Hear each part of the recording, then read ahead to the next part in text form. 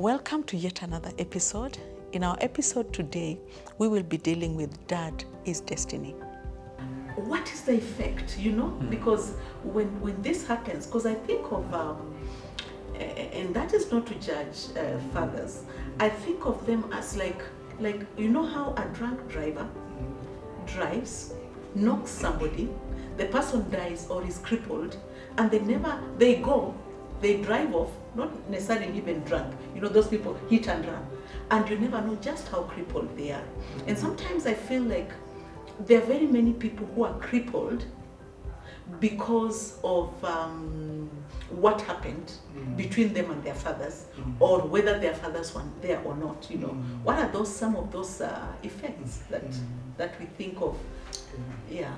Well, I'll give a few examples. One is that you may find some of the people getting into illicit things to try and express what they long for. I remember a man who did Man Enough, and when he talks about father wounds, he confessed, how he had a series of, illicit sex, with girls all over the place. And during that session, he actually realized he was expressing something. He was angry. And so he would, he had a mother wound as well. And he would do this as a way of getting back to society. Why did you hurt me? And after they become very close, he would abandon them and go for another one. So you see, he was in a series of expressing his anger in ways that hurt so many people because he had never dealt with this.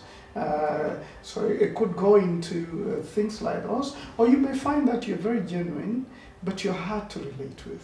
So another example would be, I was talking to this man, they were definitely not having a good time in their marriage, but he just had identity issues. And due to that, of course, he was now rubbing his wife the wrong way. Because every word or correction or thing that the wife would say, he would just, and he was complaining there, she never ever affirms me. And accusing her. But it's because his need for affirmation was so huge, because he had an unmet need right from when he was young. The father never affirmed him. He worked so hard to impress his dad. The dad never said, well done, never affirmed him. So he's having his own identity crisis, and he's passing that on to the wife.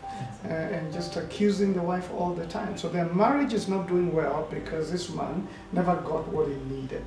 And he has not even understood it to be able to deal with it. So yes, what you don't get when men's needs don't get met, then they affect other people. Whether it's in a relationship or whether it's at work, it's going to show off in one way or another. But it will actually impact on many people. In a lot of ways. One, it can be passed on in the family and even the children, because now they are picking on something that they really have no idea about. And maybe that's what some others in another quarter will talk about, a generational thing. Yes. But it's something that is being passed on. Now, unfortunately, it's unconsciously passed on. Because if only the man knew what it is that he's passing on, he would stop it. But he doesn't know. If the wife knew what is going on, maybe they would intervene. But she also has no idea. So the thing is that this is hidden, it is not known, and maybe that is, now I'll talk as a therapist and say this is why we encourage people to do what we call personal therapy. Now, personal therapy is not counseling necessarily, but it is just like a place you go and check yourself out. Yeah, you journey on to how you have grown to where you are. And then if there are questions that are arising, you are able now to seek for answers to some of those questions, so that you just get yourself fit to progress on, because we have hurt ourselves, we have hurt others, unconsciously, unknowingly, unintentionally.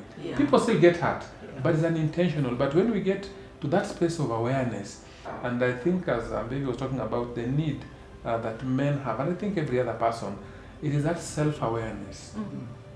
Because the moment you develop a proper self-awareness of who you are, where you are coming from, then you can easily define where you are going.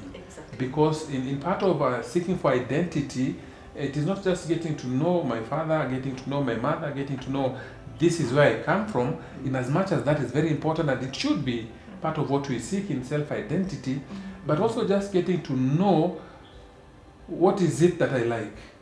What is it that I don't enjoy? Who am I? Yes, who am I? So in that question of who am I is a big question, but you see that identity helps us to get to know what I can do well, so that when somebody expects me to do certain things that I already know that one I can't do, you know, for example, I tried to learn how to play a guitar myself. Maybe I just got lazy, but anyway, now I know I can't play a guitar as well. So really, I can't get into a competition with other people about playing a guitar, and I'm fine with it because now I know that about myself. You know, that's a self-awareness.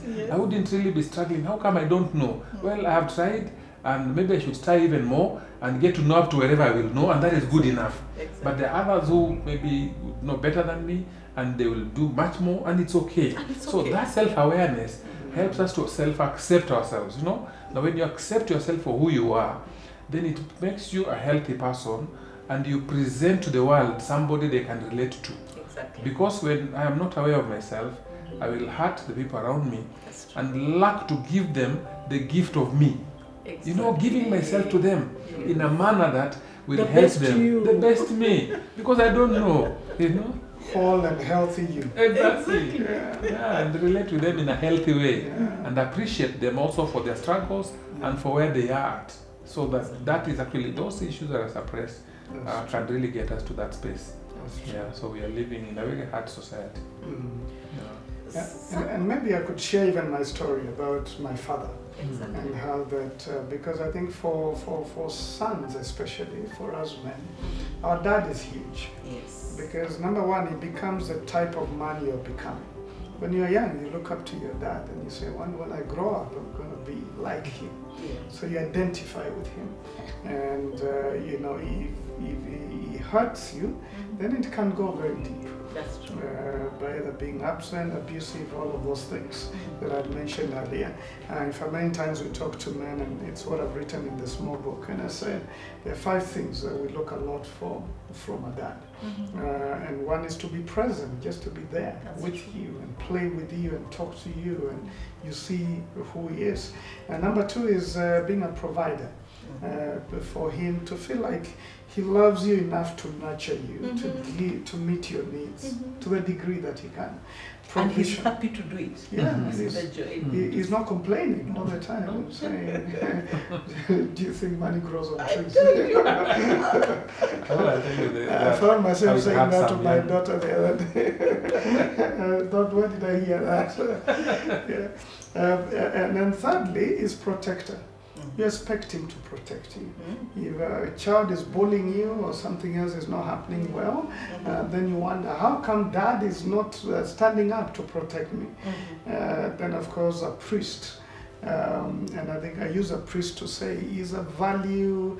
He teaches you values. Exactly. What is right, what is not right, what you shouldn't do, respect other people, those are values. That's what a priest does, is teaching you values and faith as well. Lastly is a prophet, because in a sense he tells you who you are. I'm a lawyer today because my further alternative, I would say, taught me that. And because you're waiting for your daddy to affirm you, to say, wow, you're great in that, you can make an engineer. You know, you're waiting for those words. When you're growing up, especially in your teenage, when you're all over the place and you're waiting for someone to affirm what they see in you. Not what they want you to be, but what they see in you. Exactly. So anyway, my father died when I was 8 years old. And you know, the circumstances of death were very devastating, because you know, sometimes you can be prepared for death, but then this was sudden. We were just about to eat lunch together, and then we went to play, and he told me, come after 30 minutes or so, we eat lunch together. You know, he was at home, and I was with my siblings, and then so we ran off, and we ended up, we lived near a river. So we ended up going to play in the river. And after a few minutes, someone calls us, say, come back home, something has happened. So we come back home, and we realized when we left, He was there, he was waiting for lunch, and the cows veered off towards the road, and he went to help my brother to bring them in. There were 2 buses speeding, and one lost control and just came for him, just outside our gate. So I come back and I find him, my mom is crying loudly. I've never seen her cry. And she's wailing and she's uncontrollable. And we go to her, we ask, Mom, what's the problem? So your dad has been hit by a bus. So we're taken to the road and we find him lying there, because it took some time before the cops came. So for a day he was still lying there. And I see him, yeah? A day? Yeah, for a day. Those days the cops were quite a distance, so they came the following day. So you couldn't move because they couldn't remove him. So I go and see him there, and he's lying there, and he looks like he's going to wake up at some point. So I think the little mind, the child's mind thinks, well, he's going to come back at some point. So, and after a while, 6 days or 7 days later, we are burying him. We're covering the hole, so I'm thinking, you'll actually never come back. And so I think it dawned on me, and how that affected me as a boy. So number one, I got very quiet. I think just the feeling like seeing the rock of your life, the man that you thought was very strong. Exactly. At that point, helpless there. And then now buried, it's really affected me. I got very quiet, withdrawn. Through school, you almost been betrayed by the dead. Yeah. Through school, I'm wondering, Dad, why did you just leave me? I'm still in school. You just up and went. That's how I was thinking. Why did you desert me? And so for a long time, that affected me. I was very shy. I was very quiet. I never used to talk. Never punished for making noise in class. Those days, I so you appeared like you're just a good boy. Yeah, but you're dealing with something else. But I'm dealing with deep things. And I just lost confidence. I just didn't have confidence to talk or to handle things. And I think it was there for a long time. So when I was in high school, Form 2, I think is when I got to that realization that I was dealing with this. Because of this, my music teacher invited me. I'd done written music. I can't sing to save my skin, but I'd done written music very well. And why were you doing written music? Well, it was a subject. I'd done it very well, and the teacher invited me to the front and celebrated me before the whole class. Now, that was deep, and he was a kind of dad, a man who looked very fatherly. He had beards and he had that. And then he did the unimaginable. He actually gave me a hug. Wow. Now, I remember the hug because firstly, it was my first male, big male hug that I ever received. And secondly, it was fatherly. And I remember his beards, pressing against my smooth boy skin. But you get less, And it felt so good. I cried for like 2 hours because of that hug. Because I think it was like I got reconnected with a daddy, and that he has affirmed me and that he has hugged me. And I remember him looking at me. Of course, he had no clue why I was crying. I remember him looking at me and saying, I think you can make a good lawyer. You're very smart. And I became a lawyer because of those words. Wow. But it's like I'd been, and that's why I now give the hug. I talked about that here. Because I got one. I was longing for that. It healed something in me. And his affirmation, which is what I was longing for my dad. I wished he was alive to see the school I went to and to affirm me. And now I get another person, a fatherly figure who affirms me. So I think as I've dealt with many men and talked about the issue of fatherhood, I've come to realize that we did a survey some while ago in Kenya. We realized up to 78% of the people that we talked to were basically not fathered, not well fathered. 78% were either unfathered without a dad, and most of them didn't know who their dad was. They were underfathered, they knew a dad but very little of dad, so really didn't get enough of dad. Or lastly, they were misfathered, Some just hated their dad because he was violent or drunk or something else. And that's when I realized the power of fatherhood. That the majority of the people in our community have not experienced good fatherhood. And so that affirmation, that holding of hand of the boy to introduce him to masculinity, and even eventually the way we see God. Because I think of my father leaving suddenly, I think even my prayers as a Christian became very clingy. God, I hope you will not leave me. I expected him is going to quit on me like my dad did without notice. And so I think it affects a lot, and especially for us men just connecting with our father. We have had issues. The reconciliation have helped a lot of ladies and men reconcile with their father, and they always say like a new life. They came into a new life when that connection happened. So fatherhood is a big thing. Maybe I will leave it with you again. You beat the brains behind this famous Man Enough, Yeah. you know, and it has widely spread, you know. What did you think about what is Man Enough really? What is Man Enough? Maybe you need to think about it. So how Man Enough started really was to use a word that we always taught, man up, be man enough, you know. And to say a lot of men feel like, you know, that puts them down. Exactly. You're not man enough, why are you doing that? So we said, okay, it's what we are taught every day. Let's use it as a way of inviting men to a place where they can meet other men, because we believe a man becomes a man among other men.